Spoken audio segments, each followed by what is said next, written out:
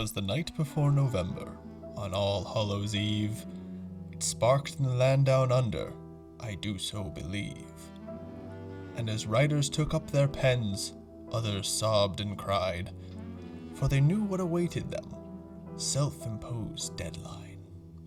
And in those 30 autumn dawns, tens of words in tow, with coffee to put off the yawns, win NaNoWriMo.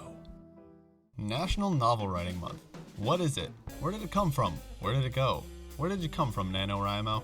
Hello, writers, readers, and all things in between. I'm A.U. Thor. And my name's Jasmine Moore. And when you lurk around the writing community online as much as I do, it's easy to forget that not everyone throws themselves down the writing rabbit hole. When I mentioned NaNoWriMo to another writing friend, she wasn't sure what it was. So I thought I'd make a video explaining the challenge for any writers not in the know and dig into the history of how National Novel Writing Month got its start for all those familiar with the annual event. It's a story of a playful writing challenge growing so exponentially in such a short time that those behind it were almost crushed by sheer numbers. Oh, that's right, you can't stick around today. Well, I think I'll be able to hold down the fort. Catch you later, baby. So, NaNoWriMo is an abbreviation of National Novel Writing Month, taking the first 2 or 3 letters from each word. And from this, we see terms like rhymos or nanos, affectionate nicknames for writers who take part in the competition. The writing challenge takes place over the course of November, starting midnight after Halloween and ending at 11:59:59 on November 30th. Within that time frame, writers are challenged to write a 50,000-word novel draft. That calculates to roughly 1,667 words a day, just to stay on track. Of course, the daily word count isn't a hard, fast rule. You're allowed to write more or less on any given day. In fact, the challenge has plenty of variable rules. You can write multiple short stories instead of one long work. You can use the time to add on to a book you already have in the works. You can even adjust the monthly word limit if you want. NaNoWriMo isn't meant to be this rigid, unbending thing. It's meant to motivate creatives into working at their craft and building a supportive community around them. However, the most common and popular is the one I explained initially. Not everyone wants to design their own version of NaNoWriMo, so the crew behind the whole event set plenty of parameters for writers to slot into. Of course, not everything was set in stone at the beginning. Inspiration has to come from somewhere, and for that, we need to head back to a swinging era I'm much more familiar with. In 1931, English author Aldous Huxley wrote the dystopian novel Brave New World, publishing it the following year. It imagines a future devoid of emotions and individuality, and has often been compared to George Orwell's 1984. What's a dystopian novel have to do with NaNoWriMo? Well, about 67 years later, a copy of Brave New World sat on the shelf of Oakland-based freelancer Chris Beatty. The year was 1999. Beatty started his freelance writing earlier that year, and as the sun heated up the Californian summer, the original NaNoWriMo started to take shape. Yep, the first ever novel writing challenge took place in July, not November. During an interview, Beatty talked about how the first NaNoWriMo challenge came about.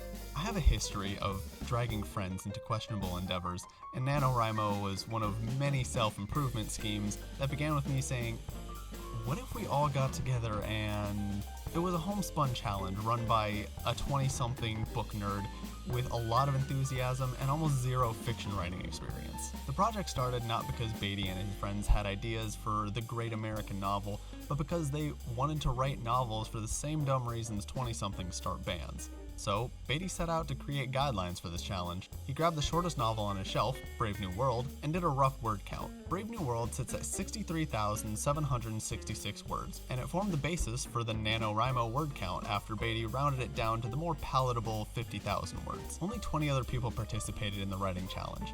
Beatty was one of only 6 participants who finished that year. I thought the 21 of us who agreed to write 50,000 word novels in July of '99 would do it once, make a complete mess of it, and never do it again. But somehow lowering our expectations and transforming novel writing into a group activity, most of us got together after work to write, ended up doing good things to our brains and books.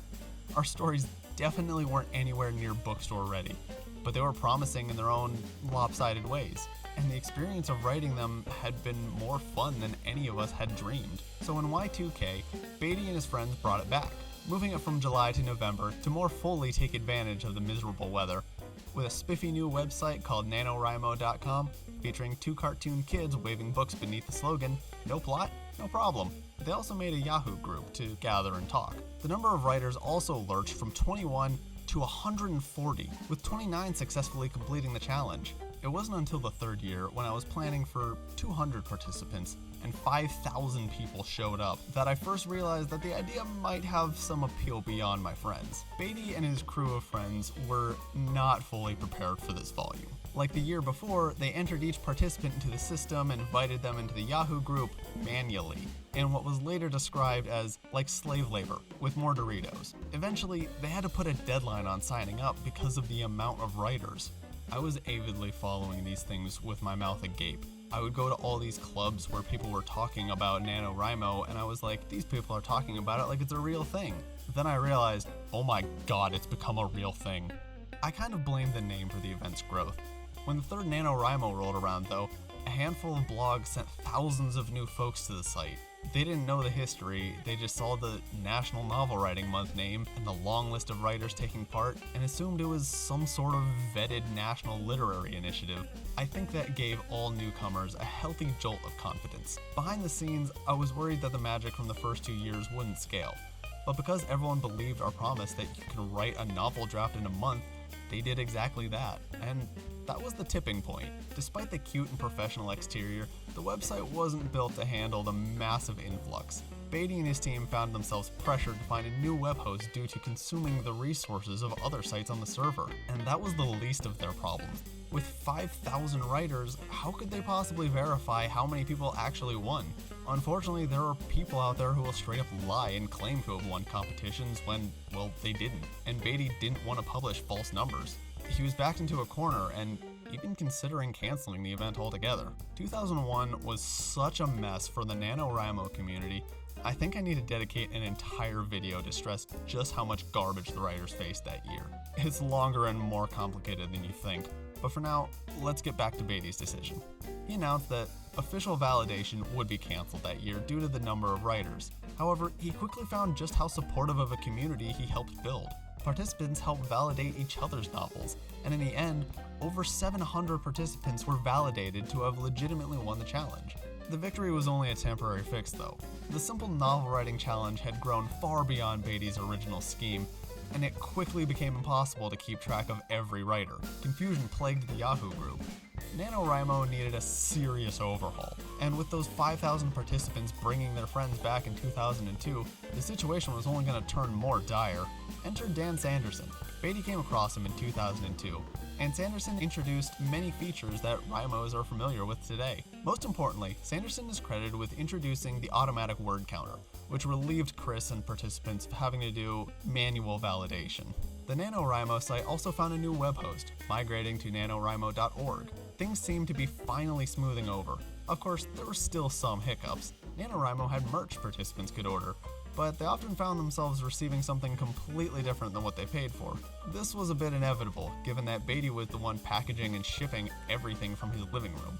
They also introduced regional lounges in 2002. The phenomena of NaNoWriMo was quickly going worldwide, which took away from the more communal aspects. So, as a way to not lose this camaraderie amongst writers, the regional lounge forums helped writers get to know each other and even organize in-person write-ins. Municipal liaisons moderated these forums, and it really helped connect writers who lived in approximately the same area. In 2002, the participant count more than doubled again, clocking in at around 14,000 writers. However, this time they were far more prepared.